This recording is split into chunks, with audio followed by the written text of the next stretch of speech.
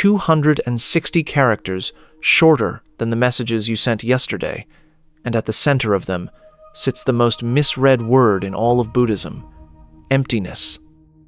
For 1400 years, people have recited this little text daily before exams, at funerals, in aeroplane turbulence, silently, from memory. It's called the Heart Sutra. Today we don't chant it, and we don't worship it. We take it apart. Before we open it, 3 things you will not need. No Sanskrit, no belief, no cushion. You need exactly 2 tools, and you already own both last lesson's prescription and those 5 words. When this exists, that comes to be. Because this whole text is those 5 words under extreme compression. And by the end, you'll know where the trap in the word empty was laid, a translation decision over 1,000 years old. Map position. 2 regions behind you, the person, the prescription. Today you push open the first great gate, the Heart Sutra, lesson 1 of 4. Last lesson ended with a question left ticking. If everything is built from conditions, is there anything, anywhere, that is just itself? Today answers it. 1 job this lesson, only 1. Settle the word empty. Get it right, and the next 3 lessons open like doors. As always, 3 quick questions to start. All 3 circle this one word, a word you may believe you already understand. Let's test that belief before we trust it. Question 1. These 260 characters, were they spoken by the Buddha himself? 3, 2, 1. No, at least. Not directly. The voice in this text belongs to Avalokiteshvara, a bodhisattva, someone who has seen the whole thing through and stayed behind to help.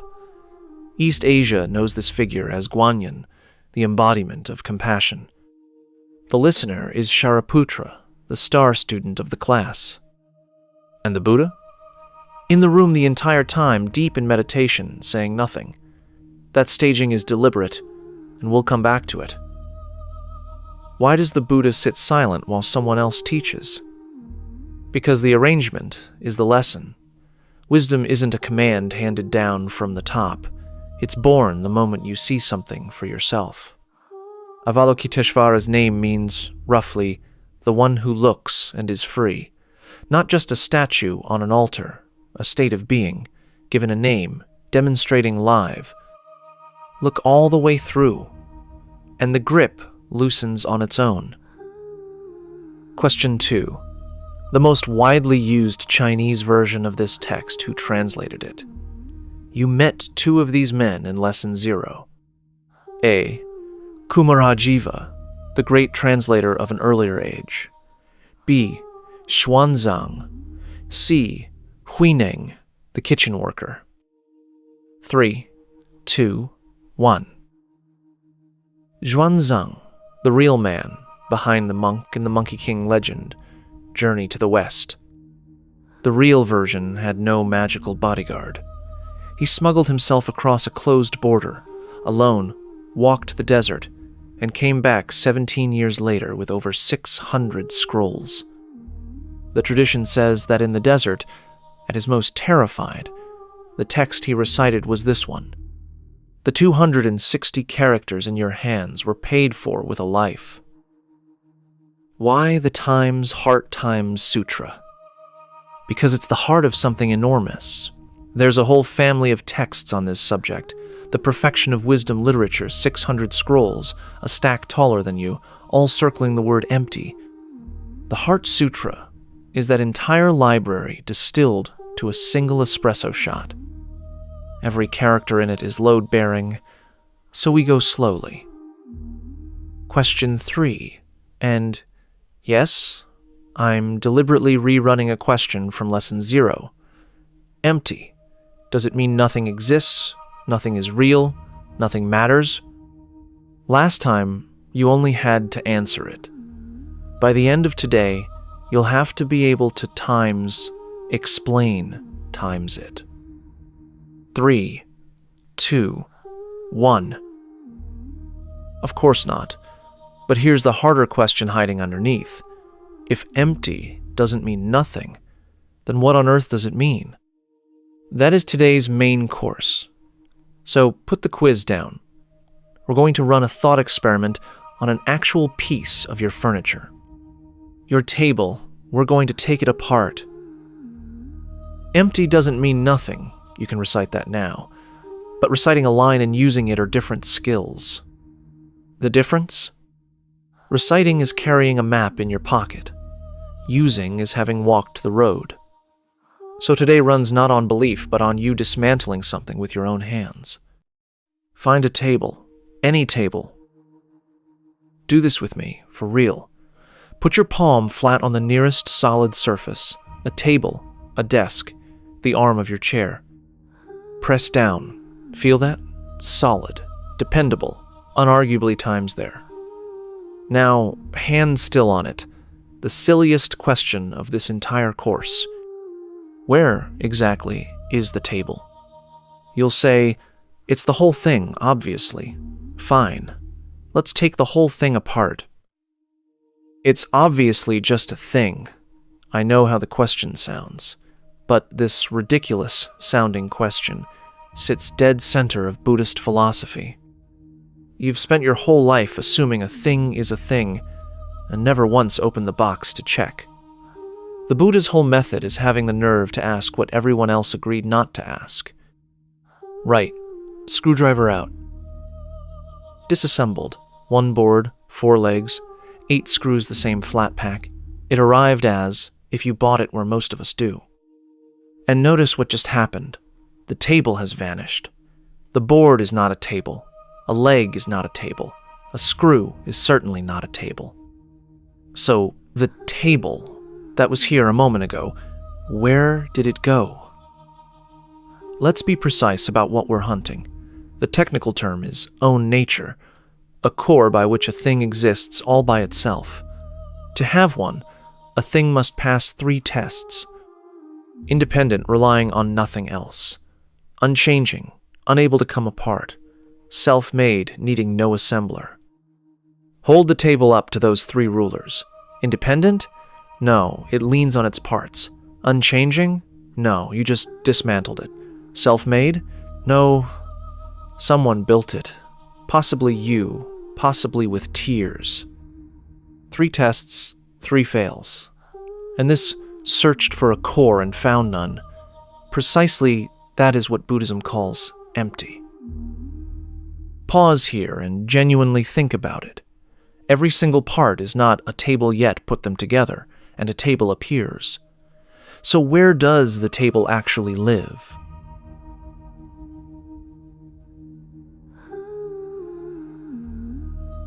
Here's the answer. The table isn't in the wood. It's in the relationships. The parts, the way they're fitted, the use you put it to, the name you gave it. Only when all of that comes together does table happen. Scatter the conditions, and it's gone. This mode of existing real only through assembly, unable to stand on its own, is exactly what the word empty is naming. A sharper example, a whirlpool. Does a whirlpool exist? Absolutely fall in, and you'll drown. But is there a lump of whirlpool in there? No, only water turning. A whirlpool isn't a thing that exists. It's an event that keeps happening. And the table, your phone, you, all of it, exists whirlpool style, solid on the surface, and underneath, a tightly held pattern of flow. So, write this down, because it's the sentence of the day. Empty does not mean the table doesn't exist. Kick it and your toe will file an objection. Empty means the table has no independent, fixed, self-standing table core. The technical phrase is no own nature. It exists, but its existence is on loan. Keep that phrase, existence on loan. It will bail you out again and again. Empty isn't nothing is there.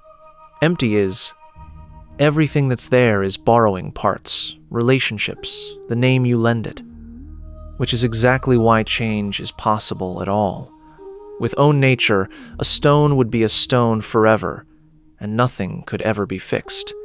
Emptiness is the reason anything can move. Science, as it happens, is on side. Slap the table solid enough to sting. Zoom in 100 million times. Overwhelmingly empty space, a few atoms humming. Solid is true at one scale and dissolves at another, a phenomenon, not a bedrock. The Buddha had no microscope. He used disassembly and reached the same verdict. Search all the way down, and no solid core is found. And now the unsettling part. This analysis works on times everything, times you point it at. Your phone components plus software plus signal, company people plus contracts plus a logo. And there is one more item on the list. The thing you call by the first person every single day. We are not opening that box today, but you know exactly which box I mean. Run it on the big things and it gets eerie. A corporation search it, and you'll find no lump of company, staff, paperwork, a logo, all answering to one name. A nation, money, a trend, all empty, perfectly capable of shoving you around, yet coreless when searched. Not fake, borrowed real. See that? And a label loses much of its power to frighten you. Now, last lesson's 5 words. Earn their keep. When this exists, that comes to be. Parts exist, the table comes to be. Conditions scatter, the table scatters. Emptiness, it turns out, is dependent origination seen from the other side. One discovery. One phrase tells you times how times things arise, the other what they're made of underneath. These two travel as a pair from here on. Fix the twins in memory before we open the scroll. Dependent origination answers, how does anything come to be? By conditions. Emptiness answers, and what is it underneath? No independent core. Same discovery. One describes the route in, the other the interior. From here on, here, dependent origination. Think, so it's empty. Here, empty. Think, because it arose from conditions. The tighter that link, the sharper every tool you're about to pick up. Tools ready. Now something this course does exactly once. We read the times, entire times, text all 260 characters. Later lessons reread their own passages. Today, you get the whole landscape in one pass. 2 names will go by Avalokiteshvara, the speaker, Shariputra, the student, and at the very end, a mantra, a short chanted formula, the text's closing flourish. First pass, 1 rule, don't try to understand. Just listen to the shape of it. 1 word to install first, because it opens the text and runs through everything. Prajna. Usually translated wisdom, but it isn't book cleverness. Prajna is a kind of eyesight, looking at anything, and seeing through to its lack of a core, seeing the table, times and times the flat pack at once. Paramita means crossing to the other shore, from the shore where everything feels solid and stuck, to the shore where it all turns out to be movable. Avalokiteshvara's deep practice, that eyesight, trained to the bone. Avalokiteshvara Bodhisattva, practicing the deep perfection of wisdom, saw that the 5 aggregates are all empty, and passed beyond all suffering. Shariputra, form is not different from emptiness. Emptiness is not different from form. Form is emptiness. Emptiness is form. The same is true of feeling, of perception, of mental formations, and of consciousness. Shariputra, all things are marked by emptiness. not arising, not ceasing, not stained, not pure, not increasing, not decreasing. Therefore, in emptiness, there is no form, no feeling, no perception, no mental formations, no consciousness. No eye, ear, nose, tongue, body, or mind. No sight, sound, smell, taste, touch, or thought. No realm of seeing, and so on, up to no realm of knowing. No ignorance, and no ending of ignorance, and so on, up to no old age and death, and no ending of old age and death. No suffering, no origin, no cessation, no path, no wisdom, and nothing to attain. Because there is nothing to attain, the awakening being rests in the perfection of wisdom, and the heart is free of every obstruction. Free of obstruction, there is no fear, leaving distorted dreams far behind nirvana at last. All the Buddhas of the past, the present, and the future rest in this same perfection of wisdom and wake fully, completely. Therefore know that the perfection of wisdom is the great mantra, the mantra of great insight, the unsurpassed mantra, the unequaled mantra, able to end all suffering true and not false. And so the mantra is spoken. Gone, gone, gone beyond, gone altogether beyond, awake at last. That's the whole country, seen from the air. Now we land back to the opening line, because that line is the entire text in summary. Second pass, with hints. Avalokiteshvara Bodhisattva, the protagonist, steps on stage. Practicing the deep perfection of wisdom, doing that deep exercise, the seeing through called prajna, saw that the 5 aggregates are all empty what she saw. 5 aggregates is next lesson entire, and past beyond all suffering the result. Remember the boldest line on last lesson's prescription times curable? Here is the case study. 1 documented recovery. Linger on one word in that line. Saw, not knew. Knowing emptiness is what you'll have after this lesson, a concept, filed away. Seeing emptiness is when you're mid-fury, and the thing you're furious at suddenly shows itself as condition built and the fire drops on its own. The whole course trains that one walk, from knowing to seeing. Reading the map versus walking the road.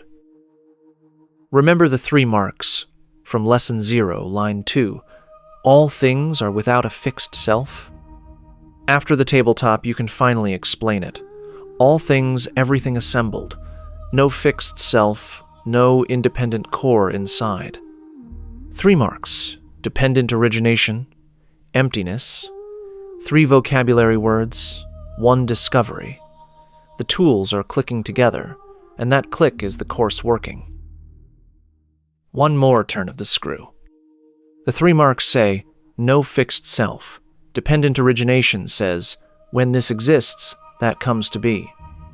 The Heart Sutra says, form is emptiness.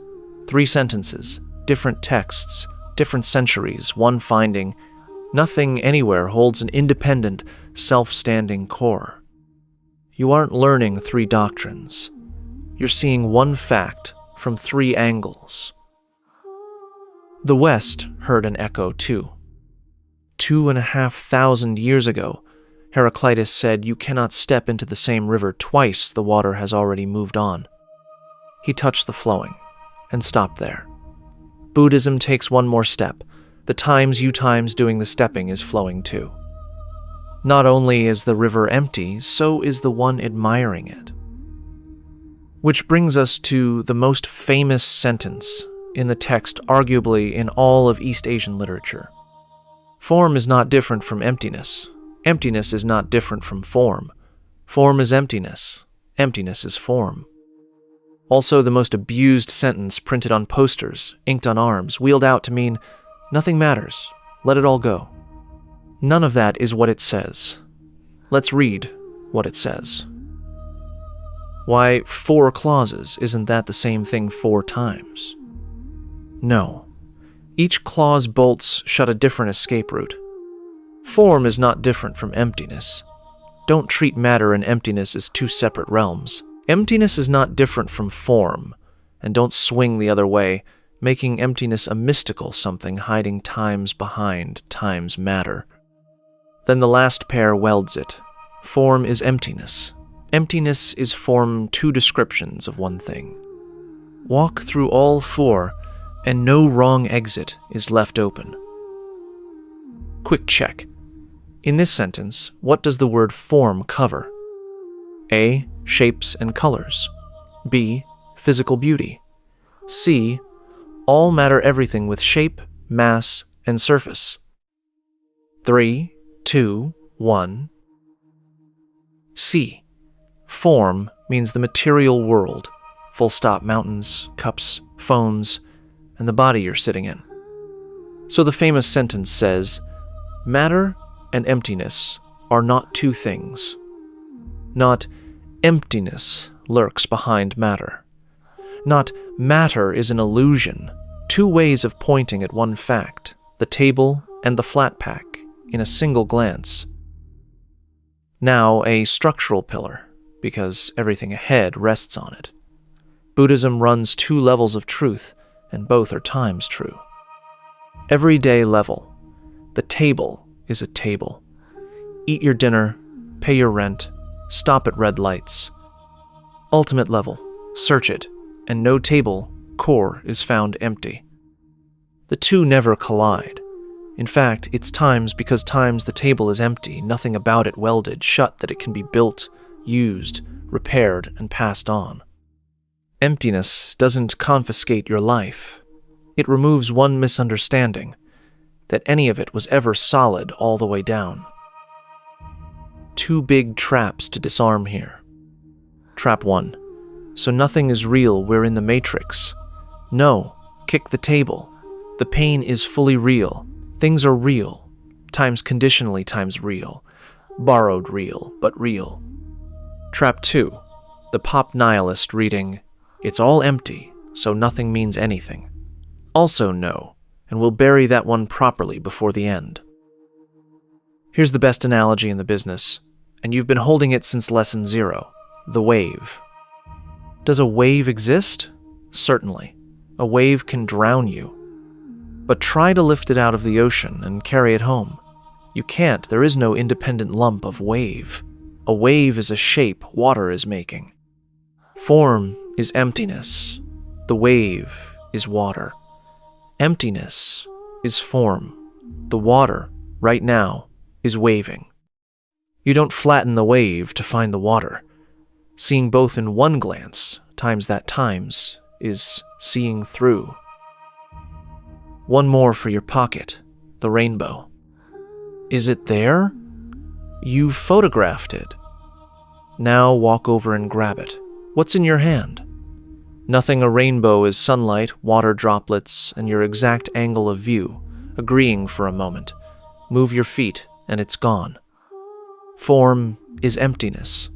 What you see is genuinely there and ungrippable because it was never anything times but times conditions, mid-agreement. So, what is this times for? Think of the person you can't stand. In your head, they're a fixed lump. That's just who they are. Tabletop question. Does their awfulness have own nature? Or is it condition, built their childhood, that day's pressure, and the state times you times were in? This isn't a pardon for them. It's a release for you. You no longer have to carry a stone engraved. That's just who they are. Set it down, and notice whose hand is suddenly free. Closer to home. If I lose this job, I'm nobody. The I has been superglued to a job title. Tabletop question. Does manager have own nature? Or is it a company, a business card, and what people call you a role, assembled? Conditions shift, the title scatters. But look at what's scattered, the badge, not you. See that the badge is empty, and no rectangle of cardboard holds your whole person hostage again.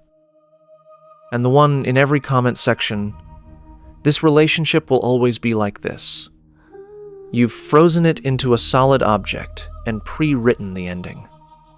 But a relationship is empty too, the daily words, choices and moods of two people, mid-flow. There is no fixed us sitting in a vault. Conditions can move so the relationship can move. Emptiness, right here, isn't a death sentence. It's the reprieve. Notice who benefited in all three cases. Not them, you. The sutra's opening lines said, "Passed beyond all suffering." The suffering isn't removed by the world improving. It's loosened by the seeing. The wave is still there, but you've just learned to swim. So, hold the through line. Emptiness has been a liberation project from the first word, never a resignation. You haven't erased the world. You've unclenched the hand that was strangling it. The waves keep coming. You're on the board now. That's what crossing to the other shore means, not escaping the water, learning to swim in it. Form is not different from emptiness. Emptiness is not different from form. Form is emptiness. Emptiness is form. Hear the difference? 20 minutes ago, that was an incantation. Now it's an engineering report. And the text immediately adds one more line. The same is true of feeling, of perception, of mental formations, and of consciousness. Meaning, not just matter your emotions, your thoughts, your memories, all under the same rule. That one line is the doorway to the next lesson. Don't skim past it, it's telling you something enormous. The teardown knife doesn't only work on furniture. Your feelings, your opinions, your memories. The knowing mind, tracking all of it right now. Everyone. No own nature. Everyone. Born of conditions. Next lesson, we take the knife to the machine itself. The 5 aggregates, the 5 parts of the thing you call me. Why does that next step matter? Because you can nod along to "the table is empty" all day, but mid-anger, you are times certain times the fury is solid, justified, and 100% yours. That's where the blade lands next lesson. The emotions and convictions you'd swear by are conditioned, built too. Before we close, trap-proofing 3 misuses of empty, each with its antidote. 1. Everything's empty. Why try? Wrong empty doesn't mean meaningless. It means nothing is locked. Precisely because nothing is fixed. Effort times works. 2. Seeing emptiness makes you cold. Wrong, the first thing Avalokiteshvara does after seeing emptiness is turn around and help.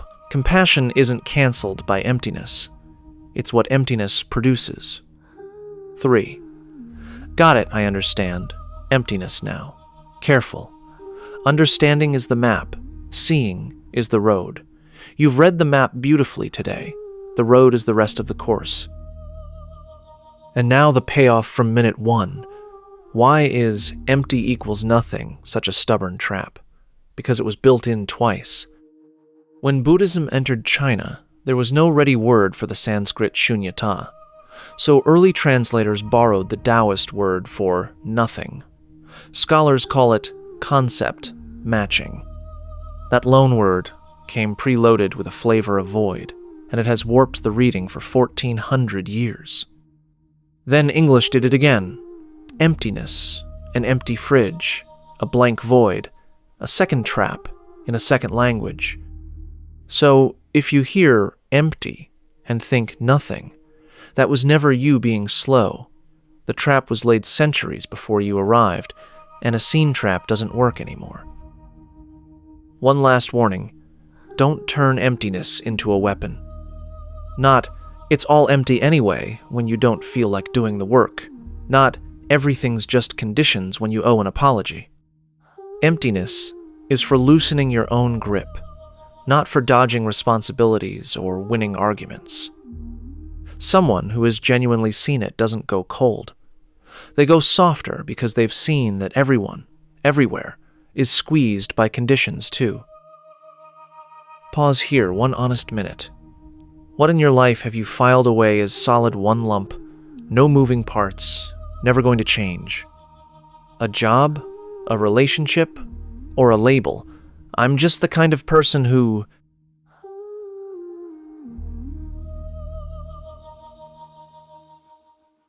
Whatever came to mind, the job, the relationship, the label, you're not being asked to drop it. Just hang one small question mark on its name. Is this times really? Times one solid, unchangeable lump? That question mark alone means it no longer owns you outright. Emptiness never says, let go of everything. It says, loosen the grip. And a looser grip, as any climber will tell you, is the one that holds longest. Exit quiz 3 questions, quickfire. 1. Does empty mean nothing exists? No. Empty means no independent, self-standing core existence on loan from conditions. 2. Emptiness and dependent origination. What's the relationship? 2 faces of one discovery. When this exists, that comes to be. 3. Best analogy for form is emptiness? The wave and the water. 3 words to carry the lesson home. Take apart, borrowed, loosen. Take apart open anything, and no core is found, no own nature. Borrowed, so its existence is on loan from conditions, dependent origination. Loosen so your grip can relax, and the suffering relaxes with it, passing beyond all suffering. Take apart, borrowed, loosen. Hold those 3, and you hold the skeleton of the entire Heart Sutra. The Heart Sutra, 1/4 complete. Next lesson, we open the 5 aggregates, the 5 components of the mind machine, and for the first time, you'll watch your own mind's assembly line running in slow motion. Look at the map. 4 doors inside the Heart Sutra, and you've opened the first, emptiness. Ahead, the 5 aggregates, taking apart the me, the 18 realms taking apart your experienced world, and no obstructions taking apart fear itself. The knife never changes. It's the tabletop knife. Only the target changes, and it moves closer to you every week. This week's experiment. Pick one inanimate object in your home, a mug, your phone, your bed, and run the tabletop question on it. Once, for real. Where is it?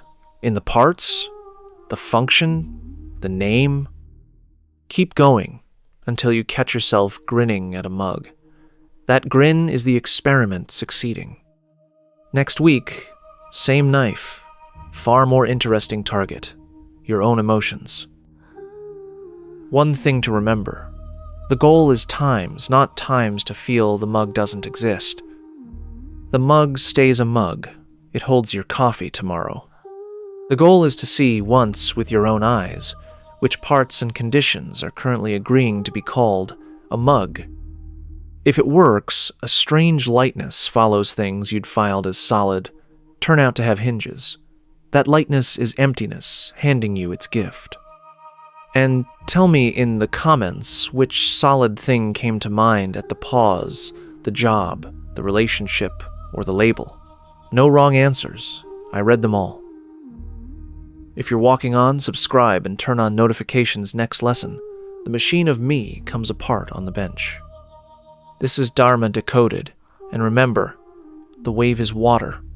See the wave, know the water. See you next lesson.